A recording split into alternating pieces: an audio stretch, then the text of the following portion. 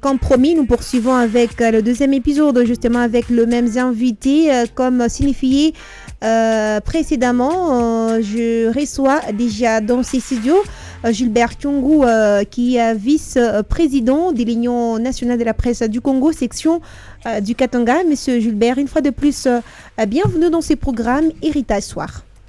Merci. Merci pour l'accueil, merci pour l'honneur que vous nous accordez en tant qu'UNPC de passer sur votre fréquence. C'est en tout cas un plaisir pour nous de vous recevoir dans ces programmes. Avez-vous autre chose à ajouter en rapport avec vos casquettes ? Bon, en fait, je pense que c'est suffisant par rapport à notre profession. C'est suffisant par rapport à votre profession. Déjà, la première question que j'aimerais vous poser, ça fait déjà combien d'années que vous exercez en tant que journaliste ? Ah oui, ça fait... donc, je suis dans la profession déjà juste après l'entrée de Mzé, Laurent Désiré Kabila, donc déjà à partir de 1998, mais je me suis fort impliqué, c'est à partir de 2000. Je suis dans la profession. Ça fait en tout cas beaucoup d'années, hein, il faut les dire, beaucoup d'années. Et nous vous recevons dans ces programmes pour poursuivre avec les dossiers que nous avons amorcés. C'était le mardi passé. On parle des bilans en rapport avec la liberté de la presse ici chez nous en RDC. Il faut dire que c'est une célébration qui est intervenue dans un contexte un peu particulier dû à la pandémie à coronavirus, c'est-à-dire il n'y a pas eu vraiment des manifestations organisées par-ci, par-là, comme il en est des coutumes. Mais quelle lecture avez-vous toujours faite ? Quelle est votre lecture en rapport avec cette journée de liberté de la presse qui est célébrée dans un contexte en tout cas particulier pour cette année, comparativement aux années précédentes, bien sûr ? C'est vrai, cette année, on n'a pas célébré cette journée en la date prévue. Mais ce n'est pas pour autant dire qu'on ne va pas se réunir, on va le faire. Mais ce jour-là, justement, il y avait une grande rencontre au niveau de Kinshasa, où d'ailleurs le ministre des tutelles était présent, justement pour essayer de repenser sur l'avenir de notre profession. C'était une activité organisée par GED avec l'appui d'Internews. Et voilà, donc, mais en province, pratiquement chez nous, voilà, on avait suivi cette rencontre en visioconférence. Mais dans les tout prochains jours, on aura aussi une opportunité de nous réunir afin d'essayer un peu de réfléchir sur notre profession au regard du thème, le thème de cette année, information comme un bien public. Alors, disons que par rapport à la liberté de la presse, le chemin est encore trop long. Il y a un long chemin à faire, à parcourir, justement parce que, écoutez, le droit est droit lorsque la personne reconnaît qu'il a ce droit et doit justement le réclamer. Et donc, ce n'est pas toujours facile partout au monde d'accorder cette liberté de presse aux professionnels des médias. Nous le suivons à travers même les médias étrangers où les professionnels des médias sont intimidés, il y a jusqu'au même au niveau d'être tués, tout ça. Bon, notre pays, la RDC, n'est pas épargné à toutes ces réalités. N'est pas épargné, mais est-ce que vous pensez quand même qu'il y a des progrès assez remarquables ? S'il faut faire référence à la vieille époque, en fait, l'ancienne époque jusqu'à l'ère de Tshisekedi Félix. Bon, l'évolution, c'est vrai, il y a des petits pas depuis déjà le temps de l'ancien pouvoir, justement parce que lorsque vous suivez les débats qui se passent sur divers médias, vous allez comprendre déjà que même du temps de Joseph Kabila, il y a eu déjà cette liberté d'expression, cette liberté de la presse. On essayait tant soit peu justement à traiter divers sujets, mais du temps de Kabila, la pression était un peu forte par rapport à ce temps du nouveau régime du président Félix. Et nous espérons bien que, voilà, comme lui-même l'avait promis il y a déjà 2 ans, qu'il ferait de la presse un quatrième pouvoir.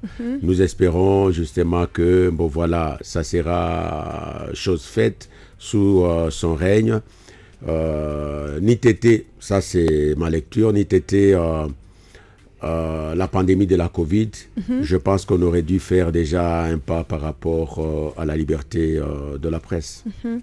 Et c'est vrai, vous l'avez souligné, le président de la République, lors de son accession à la magistrature suprême, il avait promis de faire de la presse, en tout cas, un véritable quatrième pouvoir. Et vous pensez vraiment que certes, nous jouissons de cette liberté, au vrai sens du terme?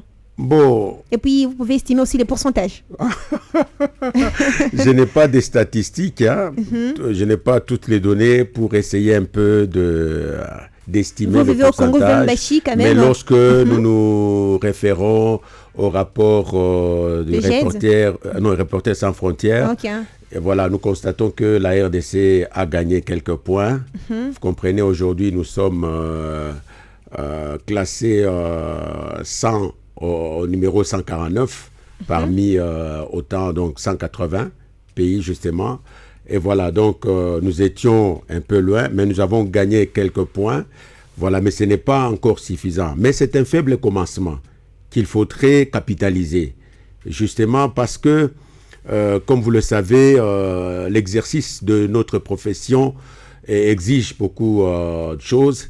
Et pas seulement du côté des autorités, pas seulement du côté de personnes commises à la sécurité du pays, mais aussi du côté même de professionnels de médias, parce que vous savez que nous avons notre code de déontologie. Exactement. Oui, alors combien de journalistes savent le contenu de ces codes d'éthique et de déontologie des journalistes congolais? Combien savent qu'il y a un code? Il y a une ligne de conduite qui est déjà tracée. Justement. Alors, quand nous regardons les actes que nous posons, par moment... Ça prouve à suffisance qu'il y a beaucoup... il y a une grande méconnaissance du code d'éthique et de la déontologie. Donc, de notre côté aussi, il y a un effort à faire et il nous appartient en tant qu'UNPC justement de vulgariser ces codes, de sensibiliser, d'inviter les professionnels des médias à le lire, à le relire, comme ferait un chrétien avec sa Bible. Avec sa Bible. Alors ici, j'aimerais que notre régisseur, Gervais Tungomba, si j'ai parlé le même langage avec lui, va nous balancer les propos du ministre national de la communication et porte-parole du gouvernement, Patrick Muyaya.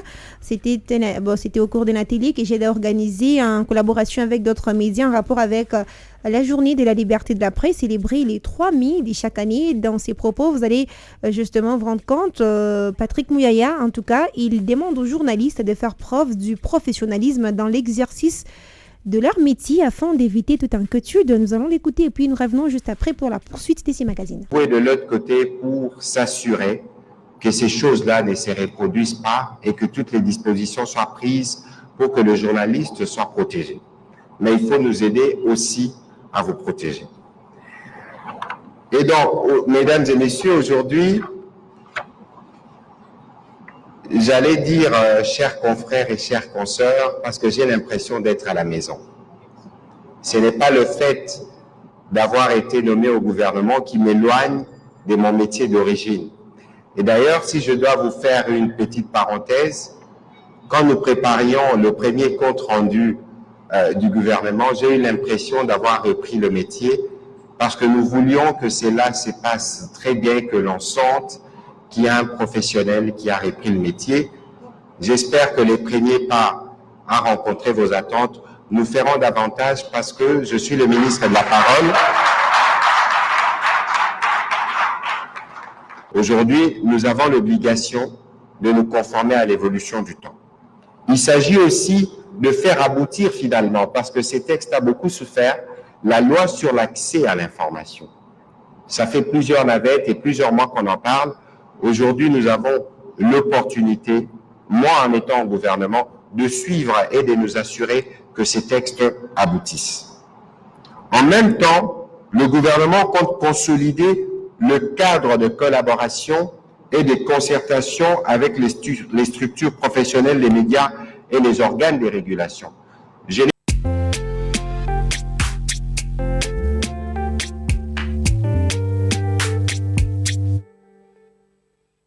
Voilà, et Donc, c'était là Patrick Muyaya, ministre national de la communication et porte-parole du gouvernement, qui s'exprimait à l'occasion de la 30e célébration de la Journée mondiale de la liberté de la presse. Monsieur Gilbert Kyungu, je reviens à vous. Comment vous analysez son discours? Bon, au fait, le ministre a fait une bonne lecture, justement parce que le monde a évolué. Et aujourd'hui, nous sommes à l'avènement de nouvelles technologies de l'information et de la communication. Vous allez du coup comprendre que la loi qui nous régissait ou qui nous régit jusqu'à maintenant, par exemple la loi du 22 juin 1996, en tout cas, est déjà dépassée. Vous comprenez? Donc, il faudrait une mise à jour. Il faut... des réformes. Oui. Il a parlé de la loi d'accès à l'information. Vous comprenez? Ça traîne à l'Assemblée. On a déjà fait de plaidoyer, tout ça, mais ça continue à traîner. Mais en fait, dans son discours, il nous rassure justement que sous son mandat, nous espérons bien qu'il va peser de tout son poids pour que finalement cette loi soit votée, que ça passe, soit promulguée par le chef de l'État. Et parce que dans l'exercice de notre profession, souvent nous avons des difficultés aujourd'hui d'accéder à des informations dites sensibles, mais nous ne savons pas quand on parle d'une information sensible, il s'agit de quelle information. Vous comprenez? Vous voulez savoir combien de tonnes le Haut-Katanga, combien de tonnes de cuivre le Katanga produit par an. Vous allez à la division de mines, on vous dit non, il faut aller au ministère. On n'a pas accès facile aux sources. Pas accès facile. Vous arrivez au niveau du ministère, on vous renvoie au gouvernorat. Non, il faut un avis favorable du gouverneur. Vous comprenez? Alors, nous pensons que cette loi va justement permettre aux professionnels des médias d'accéder si facilement aux informations. Mais il a parlé aussi de la collaboration. Justement, donc, que le pouvoir collabore avec les différentes structures des professionnels des médias. Ça, c'est une bonne chose. Hein, vous comprenez? Déjà, après son discours, le lendemain, je l'ai vu, il a accueilli dans son bureau une délégation de la Fédération des radios de proximité du Congo. Justement. Pour essayer d'échanger avec elle par rapport à l'état de siège. Donc, il a échangé avec cette structure afin de solliciter l'accompagnement des médias communautaires par rapport, n'est-ce pas, à cette nouvelle décision qui met en place l'état de siège. Ça, c'est une bonne chose. En fait, les médias sont là pour accompagner le pouvoir. Les médias ne sont pas ennemis du pouvoir, vous comprenez? Et le média, c'est pratiquement, ou je dirais mieux, la liberté de la presse, c'est un jauge de la démocratie, vous comprenez? Là où il y a cette liberté de la presse, vous allez voir que la démocratie, justement, est en marche. Justement. Vous comprenez? Et nous voulons bien, comme il a aussi insisté sur le professionnalisme, nous voulons bien aussi que le professionnel des médias ait conscience que, bon voilà, ce temps des injures au micro, ce temps de fake news est déjà révolu. Faisons un effort pour être professionnels. Justement. Vous comprenez? Alors, je suis en train de signifier à toutes ces personnes qui sont branchées sur les ondes de la radio Héritage, qui Héritage soir, en tout cas, dès ce vendredi 7 mai 2021, revient en tout cas sur les bilans de la liberté de la presse instaurée par l'UNESCO le 3 mai 1991. Aujourd'hui, nous célébrons en tout cas, bon, en fait, c'était le 3 mai dernier que le monde a commémoré ses 30 ans et aujourd'hui, nous revenons en tout cas sur les bilans. Est-ce qu'il y a quand même des progrès en rapport avec les combats menés? Il faut quand même signifier qu'il y a eu des arrestations dans ce domaine. Il y a beaucoup de journalistes qui ont perdu la vie. Justement, parlant de ça, M. Gilbert Kyungu, beaucoup de gens, en fait, se méfient de faire les journalismes d'investigation. On a tendance à croire que lorsqu'on se lance dans des enquêtes, on cherche à voir clair sur certains dossiers un peu sensibles. On a tendance à écourter notre vie, à s'exposer au danger. Alors, vous affirmez cet aspect des choses? Bon, disons que le journalisme d'investigation, c'est un travail à haut risque, vous comprenez, mais tout travail a un risque. En tout cas, même la vie que nous menons. Vous savez, en quittant la maison, venir à Héritage, sur la route, tout peut arriver. Exactement. Vous pouvez être tamponné. Vous pouvez perdre la vie entre votre maison et votre organe, la RT Héritage. Vous comprenez donc. Alors, ce n'est pas parce que, justement, qu'il y a ce risque-là que nous devons baisser les bras. Et puis, on a tendance à croire que la protection des journalistes n'est pas vraiment assurée. Ils ne sont pas vraiment sûrs d'être protégés. Certains ont même peur de se lancer dans certaines enquêtes qui nuiraient, entre parenthèses, à leur vie.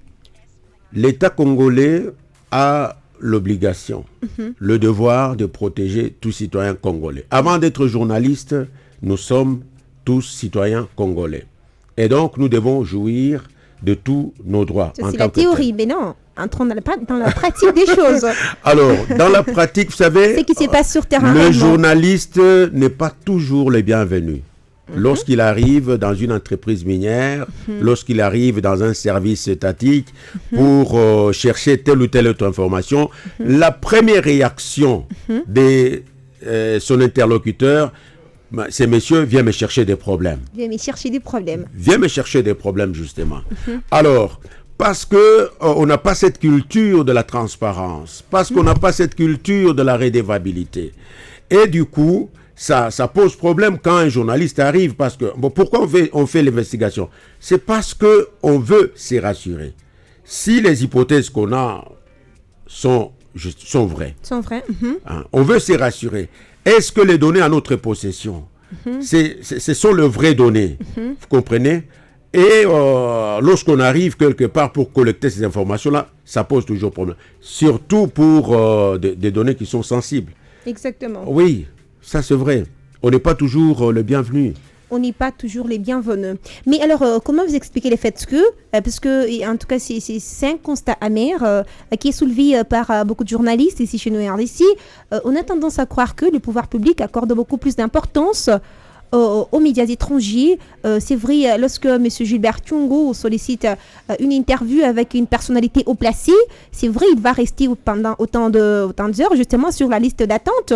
Mais si c'est un journaliste d'une chaîne X, et là, on s'est précipité à recevoir ces derniers aussitôt, alors comment faire pour justement faire en sorte que la considération soit la même, que les journalistes soient œuvrent ici en RDC, tout comme exercent ailleurs?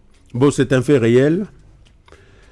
Non seulement pour les journalistes qui viennent d'en dehors du pays, même au niveau national. Vous verrez, quand un journaliste quitte Kinshasa pour venir faire un travail à Lubumbashi, il est le bienvenu, il est bien reçu.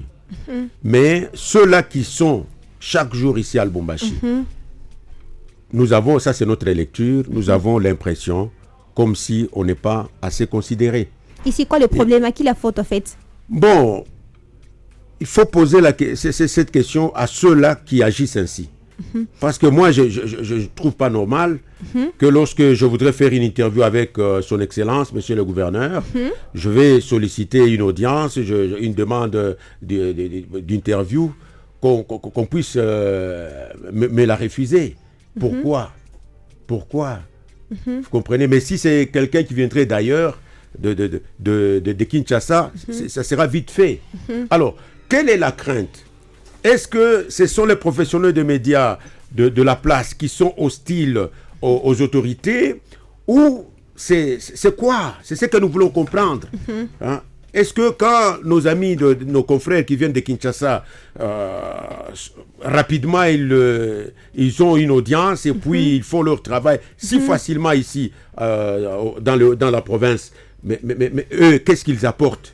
Qu'est-ce qu'ils apportent? Ou peut-être c'est parce qu'au niveau de Kinshasa, c'est là où se trouvent toutes les institutions et on voudrait bien que l'image soit bien présentée au niveau national, que le président, que le ministre, que les autorités au niveau de Kinshasa voient qu'un telle ou telle autre autorité travaille bien. Mais on peut faire le même travail. Vous Vous comprenez? Sur place ici, Justement. nous avons des médias. Donc le traitement des informations peut être justement qui le sont même. sur des bouquets, on peut suivre les images même au niveau de Kinshasa. Vous comprenez? C'est ici pour nous l'occasion justement de nous adresser aux autorités afin qu'ils puissent aussi avoir une certaine considération pour les médias locaux, pour les journalistes locaux que nous sommes. Alors, ça tombe bien, nous allons directement prendre le message du ministre provincial de la communication, justement, qui s'est exprimé à l'occasion de cette journée. Il a en tout cas promis que le gouvernement va accompagner les journalistes dans l'exercice de leur métier. Mais bien avant de prendre ces messages, nous allons accueillir notre confrère qui vient de se joindre à nous, Passion Lukusa. Bienvenue. Merci Ruth, et salut à Papa Gilbert et salut aussi à tous les auditeurs de cette tranche de cette émission. Alors, nous rappelons à toutes ces personnes que nous suivent, voulais-je dire, que vous êtes confrère, justement, journaliste, rédacteur en chef à la radio Phoenix University, mais aussi correspondant du média en ligne 7sur7.cd. Alors, je reviens à vous juste après. Prenons tout d'abord ces messages d'Ars-Joseph Kayumba qui promet en tout cas que le gouvernement va accompagner les journalistes dans l'exercice de leur métier. Chers compatriotes, le 3 mai a été proclamé comme la journée mondiale de la liberté de la presse ou tout simplement la journée de la presse par l'Assemblée générale des Nations unies. C'est une journée de sensibilisation de la communauté sur l'importance de la liberté de la presse. D'où les thèmes de cette année, l'information comme bien public. Ces thèmes reflètent la finalité de la presse qui est celle de produire des informations indépendantes et filtrées au profit du public.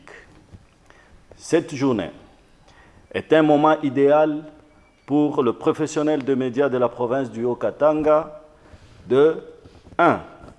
Réfléchir sur les préoccupations relatives à la liberté de la presse, mais également sur l'éthique professionnelle. 2. De soutenir les médias afin qu'ils exercent cette noble profession dans des conditions requises et de manière libre. C'est ici l'occasion de signifier que le gouvernement provincial conduit par son Excellence Monsieur le gouverneur de province, l'honorable Jacques Kaboula Katwe, ne ménagera aucun effort pour soutenir la liberté de la presse et appuyer les médias pour une production des informations responsables au service de la population haut-katangaise, comme prescrit dans l'article 19 de la Déclaration des droits de l'homme. 3. De commémorer et rendre hommage aux journalistes qui ont perdu la vie dans l'exercice de leur profession, censurés et emprisonnés. Chers membres des médias, ce jour est pour vous un cadre d'évaluation de vos activités, mais également de peaufiner des stratégies afin de continuer à défendre l'indépendance de la presse et d'assurer les meilleures conditions de vie de journalistes. Chers compatriotes, l'information étant capitale dans le fonctionnement d'une société, soyons attentifs aux principes fondamentaux de la liberté de la presse. Œuvrons, chacun dans sa sphère d'action, dans le sens de faciliter l'exercice de la presse dans notre province. Bonne fête à tous les journalistes exerçant dans notre province. Je vous remercie.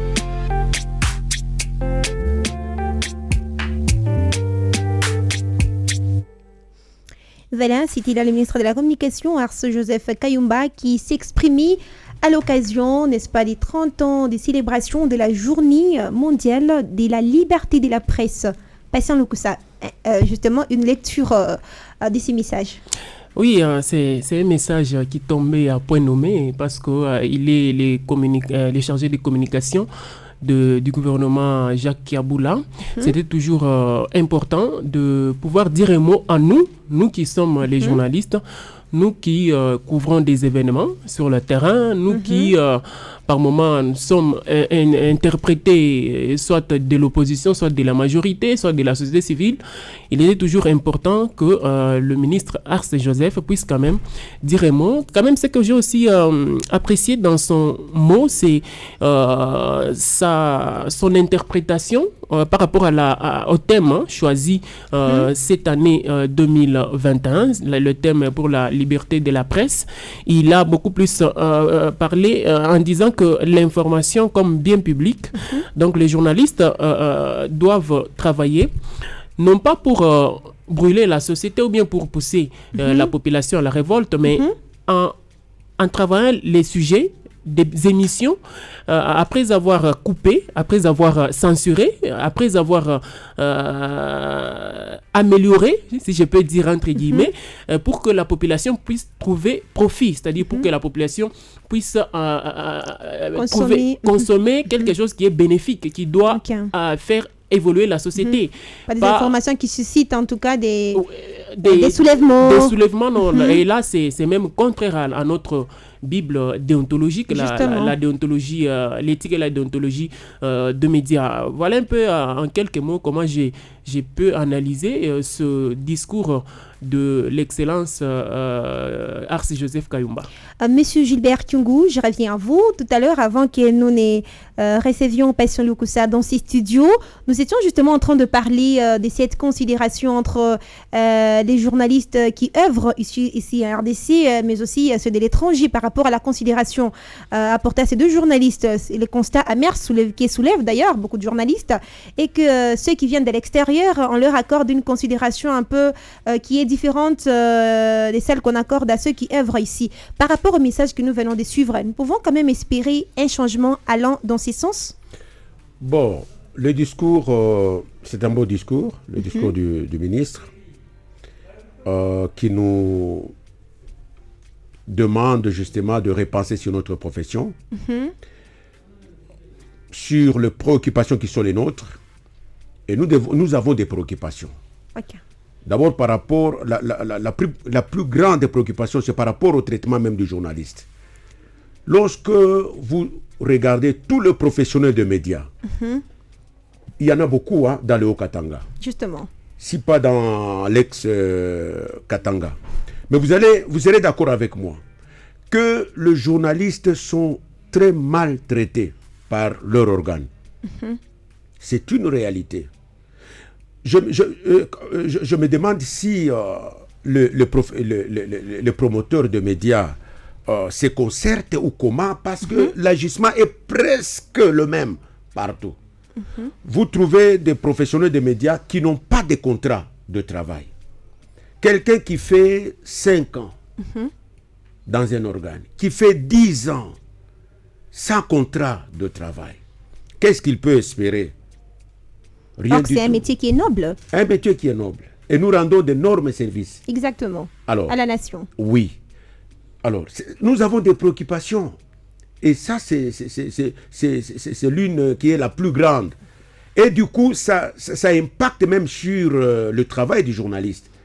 Parce que les journalistes, bon, écoutez, quelqu'un qui a étudié, qui a fini le cycle, il vient, il commence à travailler, bon, il a droit à la vie, il doit vivre comme tout le monde. Et lorsque le traitement n'est pas bon, les journalistes ont commencé à exiger, entre parenthèses, certaines sommes avant de diffuser quoi que ce soit. Et là, nous retombons dans ce que vous avez évoqué autrefois, entre parenthèses, les Kawama. Oui, ça fait la honte de notre profession. Vous comprenez? Ailleurs, quand vous invitez quelqu'un, c'est vous qui l'avez invité, qui allez payer. Et là, c'est vous qui exigez que votre transport soit payé. Mais chez nous, c'est le contraire. Mais ce sont deux actes à décourager, vous comprenez? Ça n'honore pas la profession.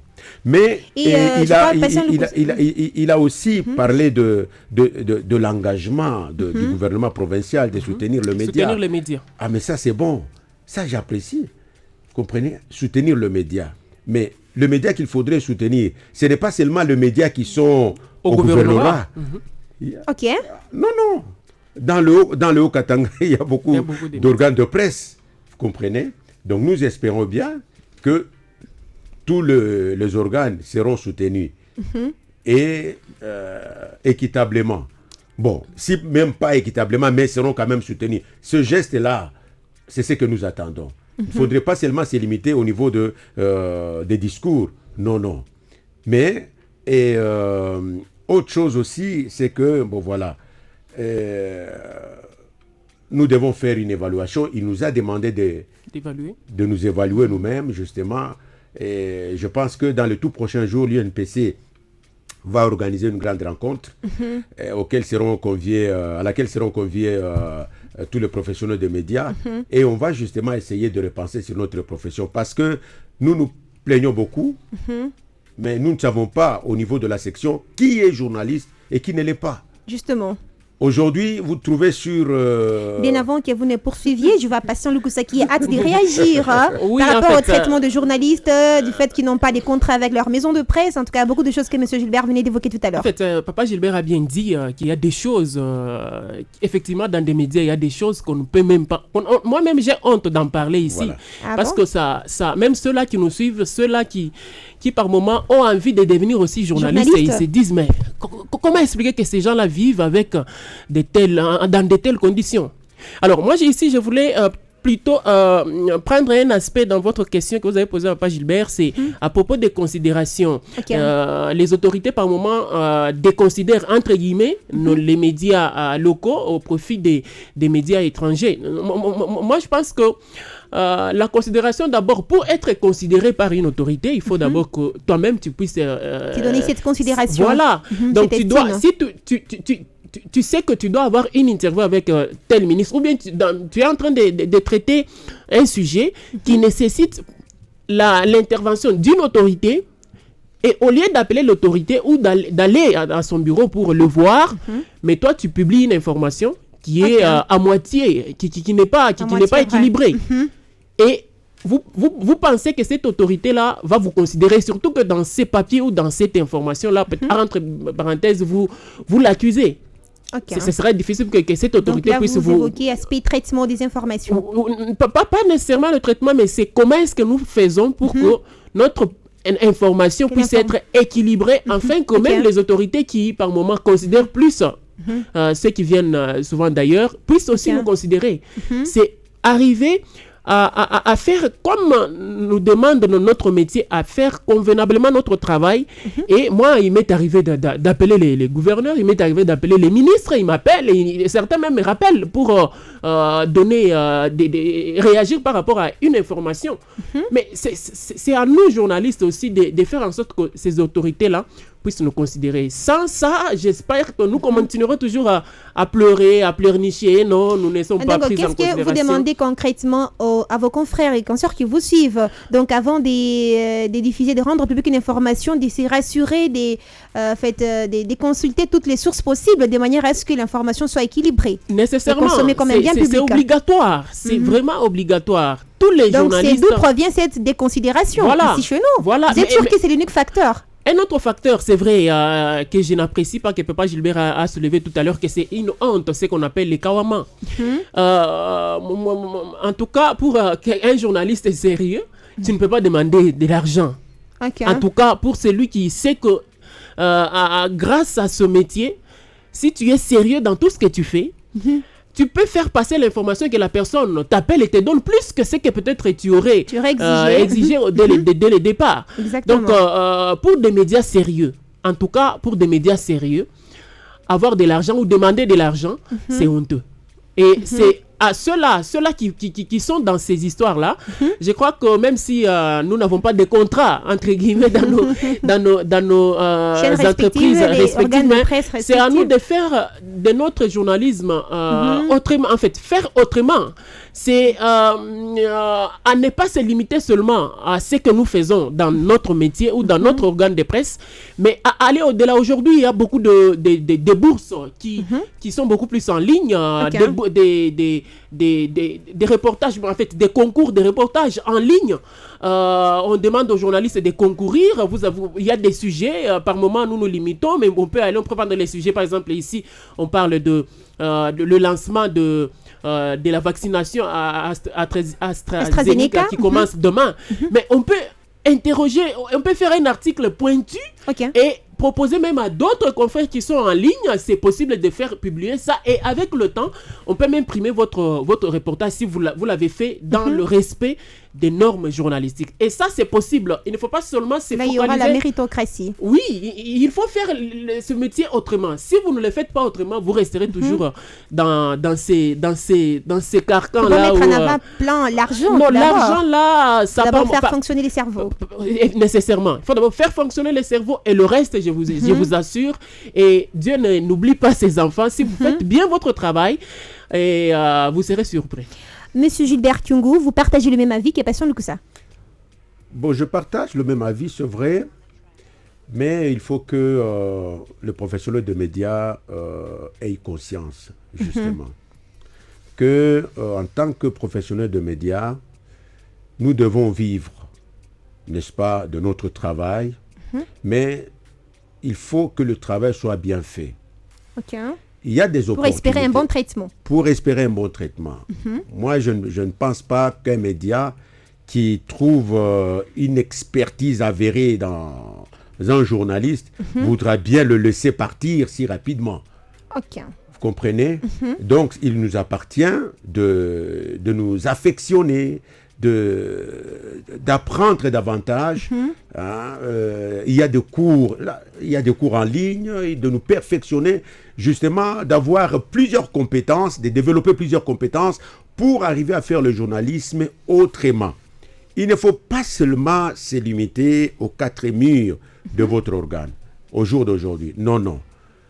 Aujourd'hui, le journaliste doit être capable, avec l'avènement de l'Internet, le journaliste doit être capable de collecter, ça veut dire de filmer lui, il peut filmer lui-même, il peut prendre le son, il peut traiter le son, traiter l'image, lui-même il fait le papier, donc produire un fichier qui soit prêt à être diffusé, vous comprenez? Et pour arriver à ce niveau-là, ça demande des sacrifices.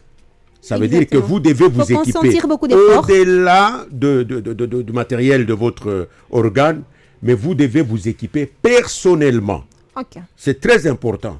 Vous devez vous équiper personnellement parce qu'il y a d'autres opportunités où on voudrait bien que vous ayez du matériel. Mais si vous demandez à votre organe, l'organe ne vous le donne pas, vous allez faire quoi? Là, vous êtes bloqué. Vous ne savez plus exercer normalement. Alors, il y a des opportunités sur le net.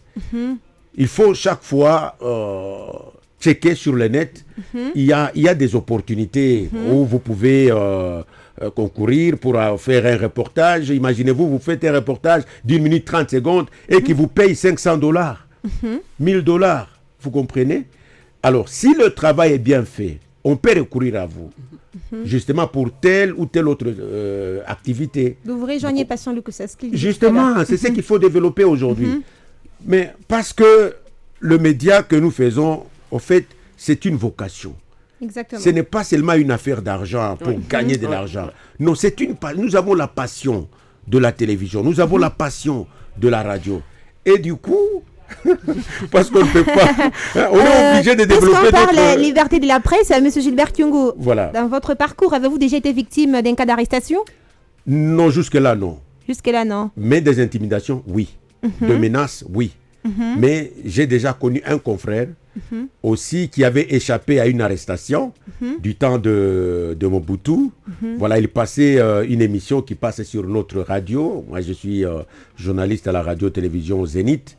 Alors, nous avons une émission phare intitulée Dicho la Manainchi. Alors, c'est une émission qui dénonce, n'est-ce pas, les antivaleurs. Alors, un jour, il était là un certain jeudi, en train de passer son émission, il dénonçait. Et du coup, il y a les agents de l'ANER qui se sont présentés. Heureusement, ce n'est pas toujours facile d'accéder chez nous, au studio. Là, ce n'est pas facile. Il y a autant de portes pour accéder au micro ou à la régie. Et il y a plusieurs issues de sortie. C'est comme ça qu'on était obligé de le faire fuir. Il est allé se réfugier à Kipushi et on avait fait plus d'une semaine pour essayer de négocier avec les services de sécurité afin qu'ils le retournent. Vous comprenez? Ça lui avait servi de leçon. Ce sont les risques du métier. Les intimidations sont là, mais ce n'est pas ça qui peuvent justement nous pousser à ne pas arrêter. Non, pour nous, c'est une vocation. Moi, quand je suis au micro, je me dis, c'est l'apostolat. C'est l'apostolat. Je ne vois pas d'abord l'argent. Okay. C'est l'apostolat. Donc, j'ai l'opportunité de servir ma population à travers le micro. Ça me fait du bien. Et Dieu, comme il l'a dit, Dieu, il sait toujours récompenser. N'oublie jamais ses enfants. La même question, parce que vous avez-vous déjà été victime d'un cas d'arrestation, peut-être intimidation, menace? Intimidation, oui, sur le terrain. Par moment, lorsque, je me rappelle, dans le premier confinement, le gouvernement provincial avait décrété un confinement de 3 jours pendant que les Mouyambo, le président d'Escode avait organisé une marche dans la ville. Et nous, quand même, en tant que journalistes, on a été sur le terrain ces jours-là avec lui et certains jeunes. Et effectivement, au niveau de... je me rappelle, au niveau de Kamvangula, il y avait beaucoup de militaires. Et quand même là... ce sont les risques du métier, malgré qu'on a été vraiment séquestrés. Et on était même déterminés à passer jusqu'à ce qu'on a été voir l'un des responsables des militaires ces jours-là. Et il nous avait quand même compris avec les badges qu'on avait, que l'UNPC nous avait disponibilisés. Et en fait, ça nous arrive, mais au micro jusque-là, non, parce que j'essaye de faire convenablement mon travail. Peut-être un mot à ajouter par rapport à ce que Papa Gilbert disait tout à l'heure, par rapport à qu'est-ce qu'on pouvait dire à nos confrères qui nous écoutent, qu'est-ce qu'ils doivent faire pour qu'ils ne puissent pas seulement se focaliser ou bien espérer seulement dans un seul organe. Aujourd'hui, il y a, comme Papa Gilbert a dit, il y a des formations en ligne, et il y a même un journalisme qui est né, il y a récemment, qu'on appelle le journalisme des solutions. Okay. C'est dans ce journalisme-là où on propose souvent il y a des bourses, il y a de l'argent dans ces mondes-là. Une fois que vous, en tant que journaliste, vous avez un sujet, vous pouvez travailler sur ces sujets et aller auprès des personnes ressources potentielles, des personnes ressources de qualité et produire un élément qui peut sauver la population d'un coin à un autre, un reportage qui peut apporter une solution, non pas une solution éphémère, mais une solution à durée qui dure dans le temps. Et c'est ce genre de journalisme que le monde a besoin d'aujourd'hui et que nos confrères peuvent aussi aller dans ce monde-là. Et ceux-là qui se disent qu'ils ne sont pas en ligne, mais l'Internet nous a facilité des choses. Aujourd'hui, moi j'ai mon blog. À part le fait que je suis à 7/7, je suis à News Afrique, je suis dans beaucoup de médias en ligne, mais j'ai aussi mon blog personnel où j'ai fait mes réflexions et je publie. Je peux te partager le lien, tu peux. Et un journaliste dans ce monde d'aujourd'hui, ceux-là qui ne sont pas en ligne, ils peuvent c'est gratuit d'ailleurs en ligne. Vous pouvez créer votre propre blog en ligne et commencer à faire vos propres choses. Et partager des liens aujourd'hui avec le partage des liens dans des groupes WhatsApp, même sur Twitter et Facebook. On peut vous lire, vous pouvez gagner de l'argent. Donc, il ne faut pas seulement se limiter. C'est focaliser seulement... pas seulement dans un seul organe. Il faut voir loin. Le monde d'aujourd'hui, et surtout que notre métier, c'est un métier qui est dans les nouvelles technologies. Nous sommes obligés de nous adapter et être toujours à la une. Nous adapter et être toujours à la une. Alors, à l'occasion de la célébration, n'est-ce pas, de la Journée mondiale de la presse, nous avons également tendu notre micro à la présidente de l'Union nationale de la presse du Congo, Marianne Yave, qui, en tout cas, appelle le journaliste au respect de la dignité humaine. Et nous allons la suivre dans ses propos. La première chose pour le journaliste, c'est de connaître d'abord le code de déontologie. Le code de déontologie, c'est ce livre sacré que nous avons. Quand je dis ce livre sacré, en ce qui concerne l'exercice de notre métier. Si le professionnel des médias maîtrise le code de déontologie, il y a beaucoup de choses qui vont changer. Il n'y aura pas de dérapage. C'est vrai que nous disons aujourd'hui qu'il y a une régression en ce qui concerne la liberté de la presse. Il n'y a pas que les décideurs qui font en sorte que la régression de la liberté de la presse en RDC devient alarmante. Mais il y a également la part des professionnels des médias. Lorsque je vais sur terrain, j'ai une information, donc je collecte l'information, je dois la traiter et la diffuser. Est-ce que je respecte la dignité humaine? La dignité humaine, je prends les cas des professionnels des médias qui partent couvrir un cas d'accident. Mais vous ne pouvez pas montrer le visage, pour ceux qui sont dans l'audiovisuel ou même la presse en ligne, le visage de cet accidenté. Malheureusement, aujourd'hui, qu'est-ce qu'on vit? Ces mêmes professionnels des médias qui ont besoin de la liberté de la presse ne savent pas ou ignorent qu'on doit masquer ces genres d'images. Même pour la dignité humaine, il y a un article qui nous demande de respecter la dignité humaine. La dignité humaine, ce n'est pas seulement quand quelqu'un est vivant. Les morts ont besoin de leur dignité. Les cadavres ont besoin de leur dignité. Donc, puisque chaque fois qu'on le fait, vous exposez un cadavre comme ça, vous mettez du sang, il y a des enfants qui regardent la télé, il y a certaines sensibilités, il y a des personnes qui ont des problèmes de tension, d'hypertension, qui vont tout de suite piquer une crise. Vous n'aurez pas rendu un bon service. Le thème de cette année dit l'information comme un bien public. Mais le bien public doit être potable pour tous et par tous. Le bien potable, ce n'est pas réservé à une certaine catégorie. Cette femme qui fait du chant, elle a besoin de l'information. Cette maman qui est dans les fins fonds du Haut-Katanga a besoin de savoir, quand on parle de Covid, c'est quoi exactement. Donc l'information comme bien public, ça nous concerne tous. J'en appelle donc à la conscience de tous les professionnels des médias à se mettre et à s'y mettre en ce qui concerne le code de déontologie. Respectons la dignité humaine. Faisons de ce thème un vrai thème, un bon thème et pour le bien.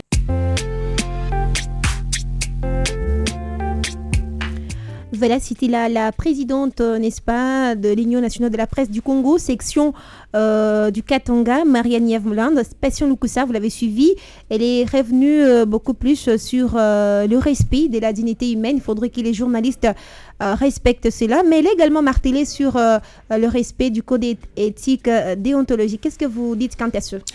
Je crois que c'est tiré, je crois que c'est venu comme ça de la présidente, mais c'est tiré dans le code parmi les devoirs des journalistes. Là, nous sommes au 11e article qui dit respecter la dignité humaine, la vie privée et la sphère d'intimité des individus, ainsi que les institutions et les autorités publiques d'ordre public et des bonnes mœurs.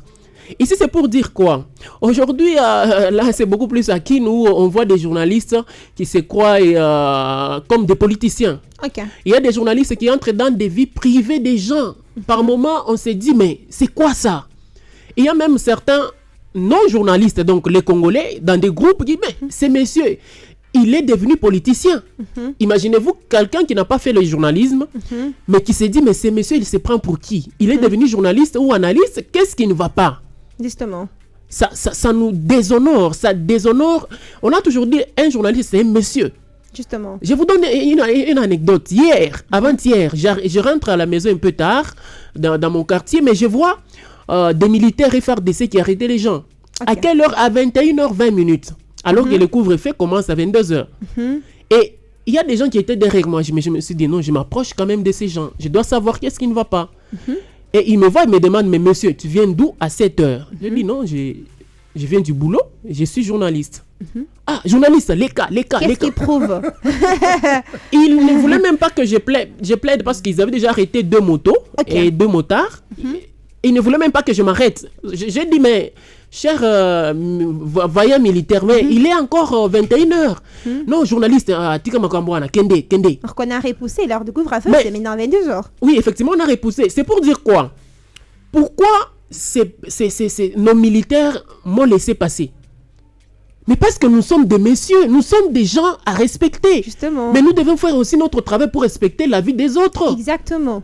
Mais si vous faites un journalisme militant ou un journalisme, on voit des journalistes qui sont dans des associations, mais on s'est dit, mais c'est quoi ça finalement? Qui est journaliste là? Nous, j'adresse la question à monsieur Gilbert Kyungo, parce que par moment on s'est dit, il y a d'autres qui n'ont même pas des cartes de presse. J'aimerais en tout cas que vous puissiez insister dessus. Être journaliste en République démocratique du Congo, c'est d'abord avoir sa carte de presse.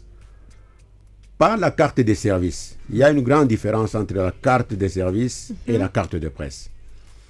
Aujourd'hui, beaucoup de confrères qui exercent ont des cartes des services. Ça veut dire le carte de leur organe. Ok. Mais essayez une fois d'avoir un problème au niveau du parquet là-bas. Ou soit essayez de quitter la RDC pour aller ailleurs. C'est alors que vous comprendrez verrez l'importance de cette carte. de la carte de presse. Et donc, il faut avoir la carte de presse qui est délivrée par l'UNPC. Ça, c'est un. De deux, il faut être en règle de cotisation. Ok. Vous comprenez? Et la cotisation ne coûte qu'une somme modique de 20 000 francs l'année. Mais combien sont en ordre de... Donc, au-delà d'avoir la carte de presse, il y a une contribution annuelle. Hein. Une contribution annuelle, justement. Ok. Parce que nous sommes une ASBEL. Exactement. L'ASBEL ne vit que qu'il y a des contributions, de ses membres. Mais comment on peut se prévaloir être membre de l'UNPC et faire du bruit lorsque ça ne marche pas? Non, voilà, l'UNPC ne fait pas ça, ne fait pas ça. Mais vous ne contribuez pas. Ces journalistes-là, c'est lui-là qui n'a pas des cartes de presse, qui ne fait encore moins des contributions mensuelles, il ne peut pas s'appeler journaliste. Il ne peut pas. C'est ici aussi pour moi l'occasion de demander aux autorités, à leurs excellences, les ministres, si vous voulez avoir le journaliste à vos côtés, posez-leur la question, est-ce qu'ils ont des cartes de presse? Prenez ceux-là qui ont la carte de l'UNPC. Vous comprenez? Ça va nous encourager, justement. Ça va motiver tous les professionnels des médias parce qu'on a des ambitions. Ça va motiver les autres, évidemment, de chercher cette carte qui ne coûte que 20 $. Vous comprenez? La fiche d'identification, 5 $, le formulaire, 5 $ et la carte, 20 $. Vous comprenez? Est-ce que les responsables des médias ne peuvent pas aider les journalistes à avoir cette carte-là? Et la validité de la carte, c'est 2 ans. 25 $ ou 20 $ que vous allez payer pour en jouir pendant 2 ans. Vous comprenez? En cas de problème, les cartes de service ne servent plus à rien. Ça nous donne la force, nous, en tant qu'UNPC, d'intervenir. Imaginez-vous, on arrête un journaliste. Nous arrivons au parquet. Bon, curieusement, le confrère ou la consoeur n'a pas la carte de presse. Ça nous affaiblit. Mais comment est-ce que vous attestez que c'est votre confrère, c'est votre membre, mais il n'a pas votre carte? Prouvez-nous qu'il est de votre association. Et là, on remet en cause sa casquette de journaliste. Justement. Il n'est pas même journaliste. Il n'est même pas journaliste. Vous comprenez? Mais par humanisme... En tout cas, les journalistes qui nous suivent, ceux qui s'appellent journalistes, doivent... Par humanisme, nous intervenons. Ok. Vous comprenez? Mais nous voulons que chaque journaliste ait sa carte, s'il vous plaît. C'est très important. On ne peut pas se prévaloir d'être journaliste en RDC sans la carte de presse. Non, non. Non, non. Alors, nous... C'est comme quelqu'un qui se dirait être d'héritage, mais qui n'a pas... Sans avoir un document qui certifie réellement qu'il est d'héritage. Travail héritage. Non, non. Juste un petit mot. On était avec le capitaine Charles Luamba, le porte-parole de la police nationale congolaise. Et il reçoit un appel. Non, on a arrêté un journaliste. Alors, il a besoin de vous. Il arrive là-bas. Mais, monsieur, vous êtes journaliste? Il dit oui. Montre-moi votre carte de presse. Parce que lui-même le capitaine Charles a une carte de presse. Et qu'est-ce qui s'est passé? Et le monsieur dit non, moi j'ai acheté il y a 2 ans. 2 ans, ok. Lui-même il appelle Akin. Oui. Ok. Parce que nous avons une banque de données. Voilà, il dit envoyez-moi un peu les palmarès des 5 dernières années pour me certifier que celui-là était journaliste. Et le comité national avec l'ancien, le feu Chilunde qui est décédé, lui a envoyé paix à son âme. Et malheureusement, le monsieur n'a jamais acheté une carte alors qu'il avait plus de 5 ans. Il exerçait ce métier, mais sans de carte. Plus de 5 ans. Et il nous a dit quoi? Il ne savait pas quoi faire parce qu'il ne pouvait pas identifier qui était devant lui. Est-ce que c'était vraiment un journaliste?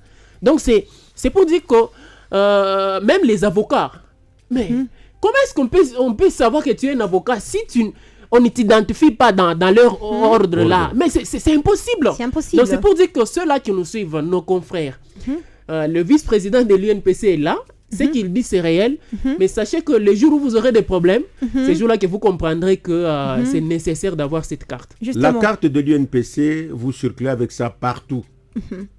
Donc vous pouvez être indépendant, sans être attaché à un organe. vous travaillez seul, vous pouvez être journaliste, photographe, reporter.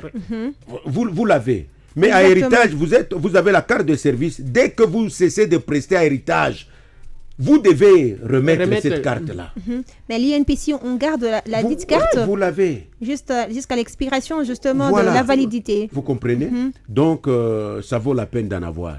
Donc, être journaliste, il ne suffit pas de parler un bon français, d'avoir sa caméra, donc il faut nécessairement. Et donc, indirectement, vous êtes en train de dire à toutes ces personnes qui reçoivent les journalistes à déconditionner ces dites réceptions par la carte de l'UNPC qui certifie justement tout à fait, parce que nous recevons beaucoup de plaintes. Journaliste. Oh, voilà, il y a tel journaliste qui a fait ça. Est-ce qu'il y a d'autres qui ternissent même l'image. Ils sont nombreux. Les journalistes, ils sont nombreux. Alors, nous sommes en train d'étendre petit à petit vers la fin de cette émission, mais on doit quand même dire, nous sommes pendant la crise sanitaire qui est due à la maladie à coronavirus. Personne ne ça, dites-nous en tant que journaliste, en quoi cette crise a restreint en tout cas votre liberté de presse? La crise restreindre, je ne pense pas. C'est vrai que la situation de la pandémie a touché tout le monde. D'abord, sur le plan de l'argent financier, il n'y a pas, dans tous les médias, ça ne va pas. Même des pubs, des annonceurs par moment se plaignent aussi. Et même certaines émissions, on avait par moment des gens qui sponsorisaient des émissions. Il y a plus, et ces gens. Donc la crise, effectivement, a frappé tous les domaines. Mais cela ne nous a pas beaucoup plus découragés à travailler. Parce que moi, à part ce que j'ai fait à la rédaction, j'ai aussi des émissions de santé. Et je n'ai pas arrêté, mais je continue toujours de faire quand même mon travail, d'informer, d'éduquer et de divertir la population à travers mes émissions, à travers les journaux, à travers tout ce que j'ai fait. Donc, la crise, elle a frappé et elle continue de frapper parce qu'on n'a pas encore levé la mesure, par exemple, des couvre-feux. Il y a des grandes activités qui s'organisent souvent, ne sont pas encore au programme. Et tout ça, ça a un tout petit peu régressé, on peut dire, notre manière de travailler, mais nous, les journalistes, nous travaillons toujours, malgré la pluie, malgré le vent, malgré la crise de la pandémie. On est toujours là, on est toujours avec les autorités. Et comme je venais tantôt de le dire, demain, ce sera le lancement officiel du vaccin. Nous sommes toujours là, nous sommes avec eux, nous sommes là pour informer les auditeurs, les téléspectateurs, les lecteurs. Donc, nous sommes là pour toujours être au service de la population. Vous êtes là toujours pour être au service de la population, au service de la nation. Alors, Monsieur Gilbert Kyungu, vice-président de l'Union nationale de la presse du Congo, concrètement, à votre niveau, c'est vrai, vous avez dit que en fait, dans les jours qui viennent, vous organiserez des ateliers auxquels vous allez convier des journalistes. Question de leur faire prendre justement à connaissance des différentes notions qui régissent en tout cas ces domaines. Maintenant, dites-nous concrètement, si vous pouvez évaluer votre... Déjà, ça fait combien d'années que vous exercez en tant que vice-président de l'UNPC ici dans l'écran Katanga? Oui, je suis là depuis 2018. Depuis 2018? Oui. Ok, et concrètement, s'il faut que vous fassiez un bilan de vos actions, qu'est-ce que vous dites par rapport à ça? Bon, est-ce que je peux m'évaluer moi-même? Je peux dire oui ou non. Mais je me dis que depuis que nous sommes là, il n'y a plus de plaintes par rapport à l'obtention des cartes.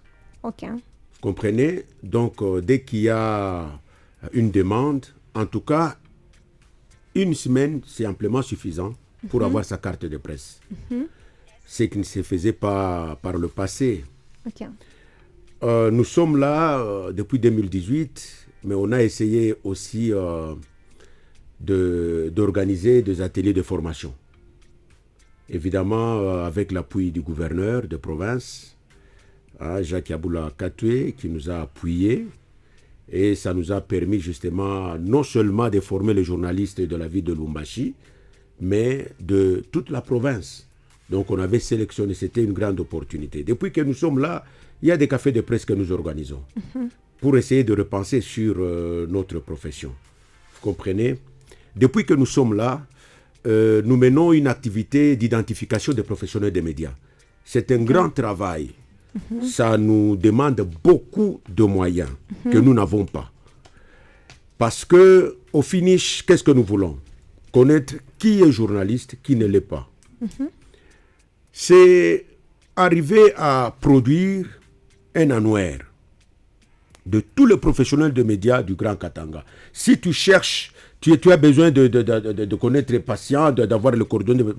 Très rapidement dans ce livre-là, patient, Radio Phoenix Université, voilà, il est journaliste, reporter, voilà. Ok, le numéro de sa carte, son numéro de téléphone, tout ça. Donc, avoir ce livre-là, qui servira de repère justement pour différents partenaires. C'est un grand travail et ça demande des moyens. Mais on a déjà commencé avec le moyen de bord. Nous faisons la ronde dans tous les médias de la place. Nous avons commencé par Lubumbashi et déjà nous sommes à l'intérieur. Il y a déjà des fiches qui nous reviennent de l'intérieur pour essayer un peu d'encoder et avoir une banque de données. Justement. Vous comprenez? Et au finish, nous aurons un effectif très clair de professionnels de médias et des assimilés. Vous comprenez? Donc, ça sera une très bonne chose pour nous.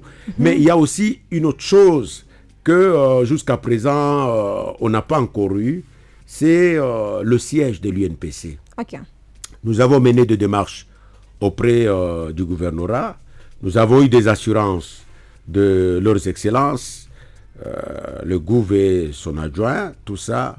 Mais jusqu'au jour d'aujourd'hui, le siège n'arrive toujours pas. Vous comprenez? C'est un véritable problème parce que même la présidente de l'UNPC, elle a également évoqué la même chose lorsqu'elle a été reçue dans ses studios récemment. Voilà, mais le démarche continue. Ça fait beaucoup d'années, depuis que l'UNPC, en tout cas dans le Grand Katanga, l'UNPC n'a jamais eu une adresse. Imaginez-vous. On espère que la situation va changer. Mais ça sera une très bonne chose sous le mandat de son Excellence Jacques, si l'UNPC pouvait avoir une adresse, un bureau, tout ça. Mais ça sera son actif, je vous dis. Ça restera dans les annuaires. Oui, très rapidement, monsieur le président, quand vous vouliez réagir. Oui, quand même, je voulais quand même saluer. Moi, je suis parmi les journalistes qui ont quand même bénéficié des formations organisées par l'UNPC.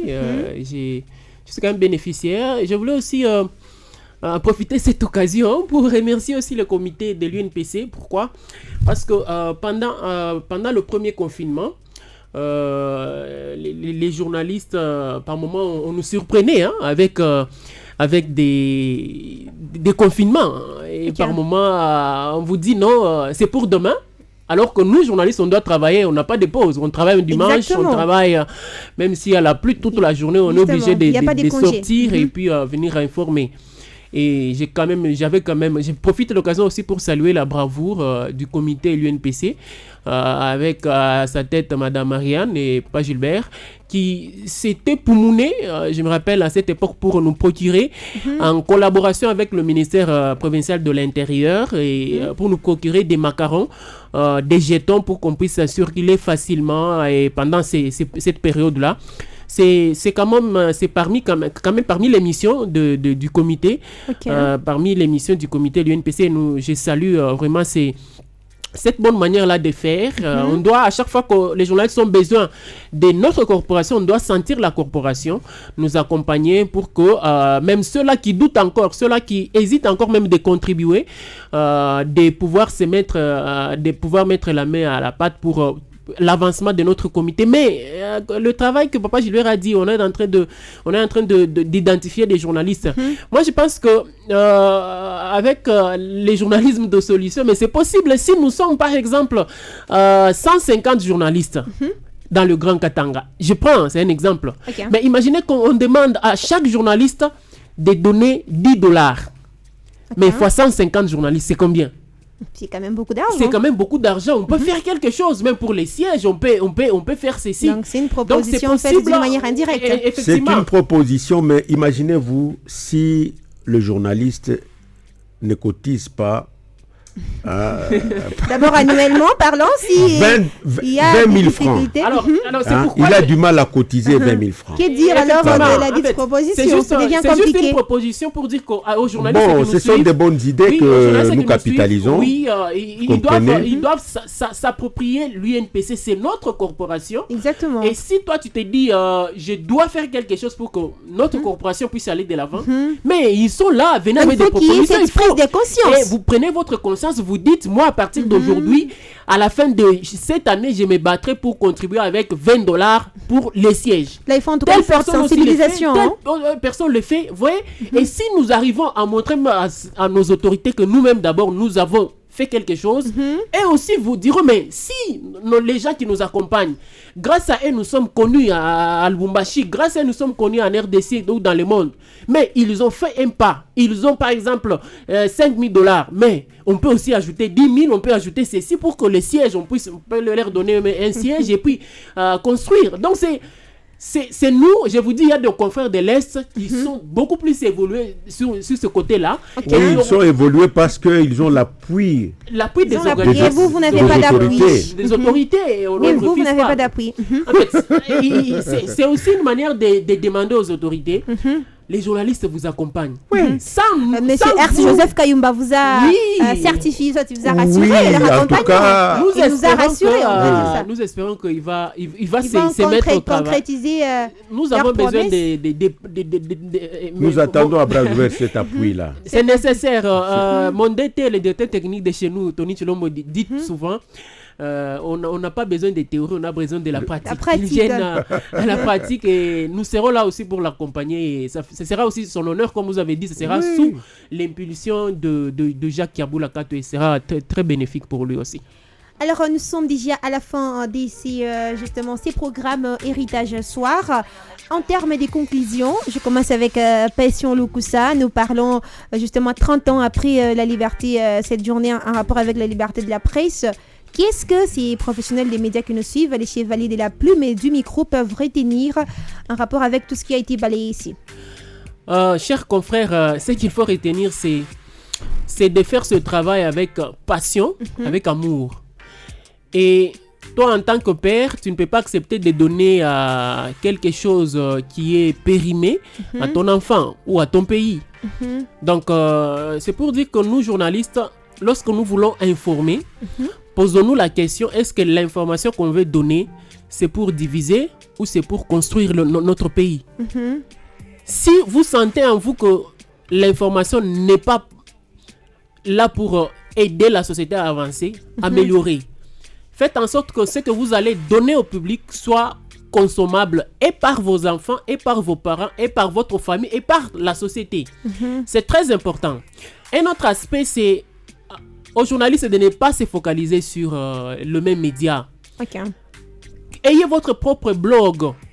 Les reportages que vous produisez, les reportages radio, les reportages télé, même cette émission, vous pouvez faire un article. Nous avons donné des propositions dans cette émission. Exactement. Vous pouvez faire un article et balancer sur la net. Et les journalistes d'ailleurs vous liront. Vous direz, en tout cas, c'était intéressant.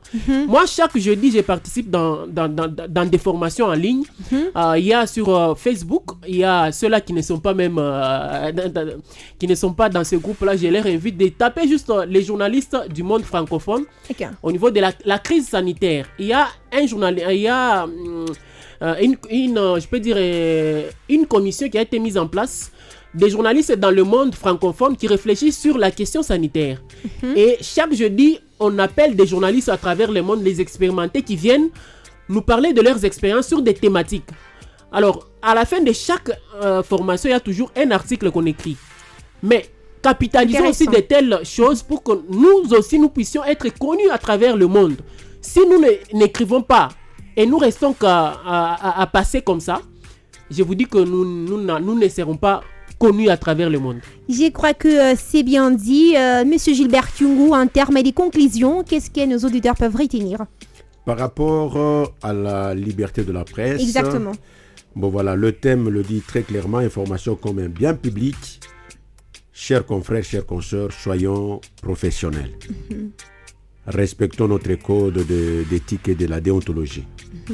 Et nous serons à l'abri de menaces des intimidations, mais aussi du courage. Ce n'est pas toujours... Comme le ministre de la Communication l'a signifié dans son message. Voilà, donc nous avons tout et moi pour repenser sur notre profession. Et le moment venu, on va vous inviter à la rencontre que nous allons organiser bientôt. Nous y serons avec plaisir. Alors, Monsieur Gilbert Kyungu, merci. J'ai rappelé à toutes ces personnes qui nous suivent que vous êtes vice-président de l'Union nationale de la presse du Congo, section du Katanga. Vous êtes aussi journaliste à la Radio Zénith, mais il faudrait que vous ayez beaucoup de casquettes. Moi, je préfère me limiter parce que sinon, nous risquons de nous éterniser dessus. Passion Lukusa, merci également à vous. Vous êtes journaliste rédacteur en chef à la Radio Phoenix Université, mais aussi correspondant du média en ligne 7sur7.cd. C'était un plaisir pour nous de vous recevoir. Merci. Gervais Kyungu était à la réalisation et la mise en onde. Mesdames, messieurs, merci à vous de nous avoir suivis. Je dis merci à Luc Kadima, notre directeur des programmes. Mesdames, messieurs, Ruth Koutemba, j'étais devant ces micros pour la présentation. Je vous retrouve très prochainement avec le même et réel plaisir. Au revoir.